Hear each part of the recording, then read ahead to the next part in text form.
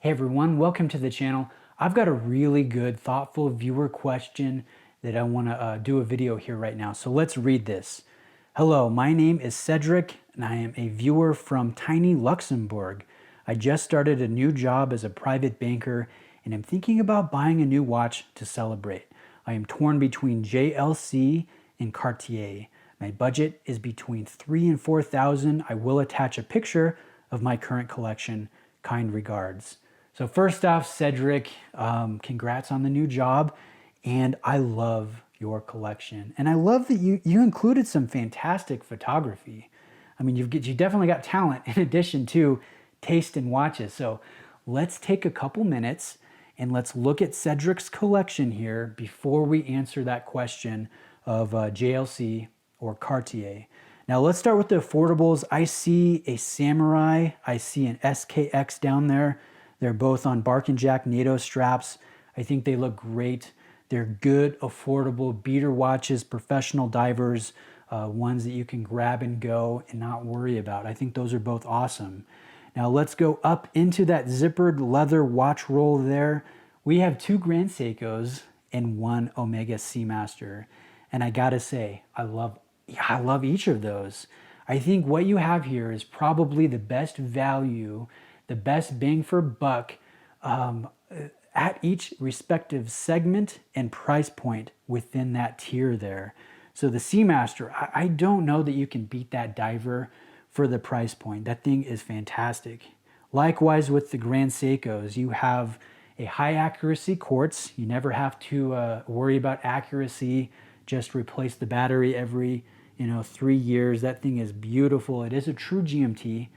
And your spring drive, that's one of those spring drives that's a little bit thinner because there's no open case back. So it's nice and thin. It's got the 39 millimeter size, so it's perfectly proportionate. I think you really have a killer collection here. So anything I suggest, I think needs to be in keeping with how powerful your current collection is, because I think you have some great stuff. And it's interesting that you've got all Japanese watches and one Swiss watch. So the ones you're looking at are Swiss. And I think that's good to kind of diversify a little bit, trend a little bit away from Japan and more to Switzerland. I think that could be good. So let me set that down and let's talk about JLC and Cartier. I have a little bit of experience, personal experience with each brand. I have only owned one Cartier. It was the Santos. It was the XL, the big boy.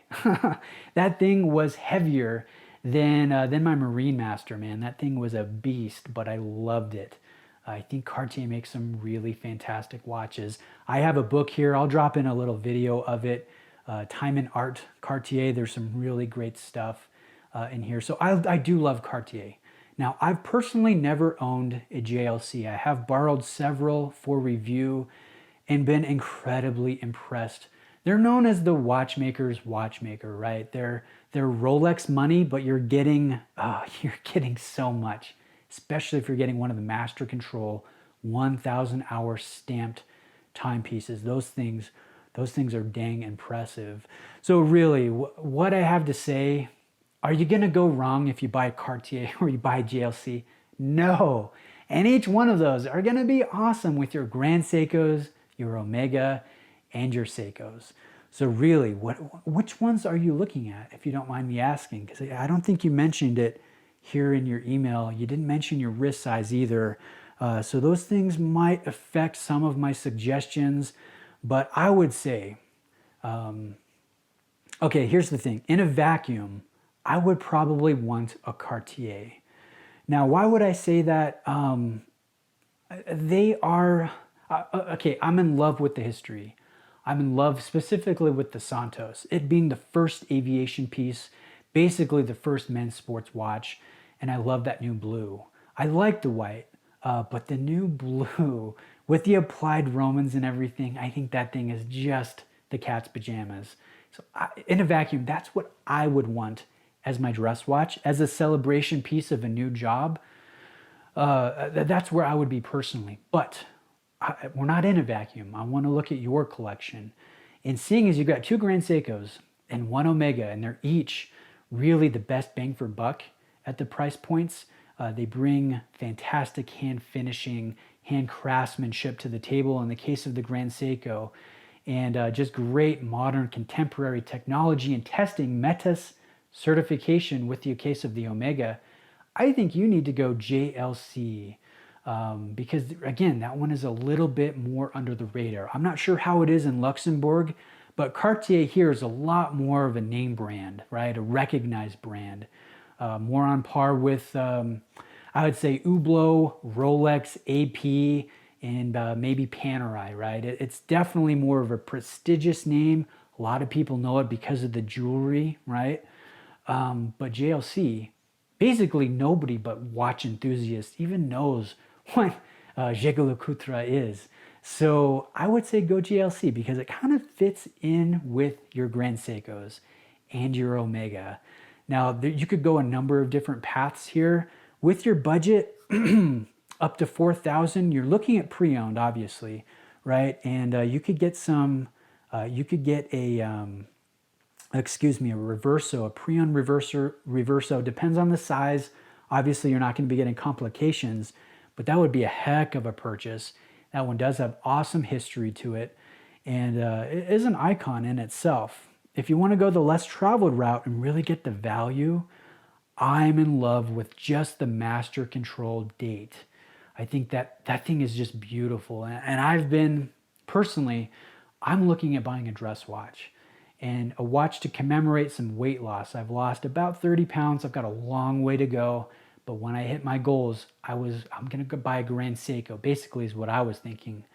But I'm tempted not to go Grand Seiko and go with the master control date on a bracelet because it's so perfectly proportioned with the 39mm case, the thin profile. That baby is beautiful on wrist and it's versatile. You can put a beautiful alligator leather strap, excuse me, and that would look awesome with a shirt and tie, with a suit.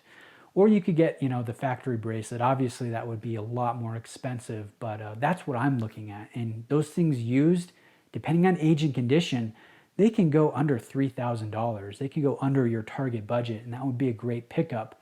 And they do have the exhibition case back. You can see the gold and the movement and everything. And, the watchmaker's watchmaker, it would just be a great addition to the collection.